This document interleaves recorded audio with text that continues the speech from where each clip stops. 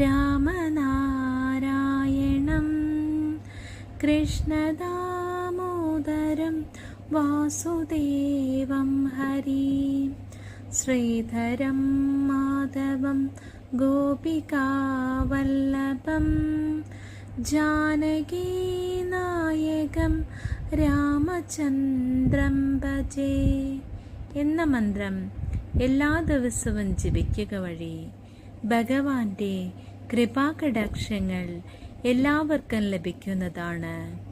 ഇഷ്ടസിദ്ധിയാണ് ഇതിൻ്റെ ഫലമായി പറയുന്നത്. എല്ലാവരും ഇതേ രീതിയിൽ ചെയ്തുകൊണ്ട് ഭഗവാന്റെ കൃപാകടാക്ഷങ്ങൾക്കായി എല്ലാവരും പ്രാർത്ഥിക്കുക. സർവരുടെയും സർവകാമനകളും ഭഗവാൻ നിറവേറ്റിത്തരട്ടെ.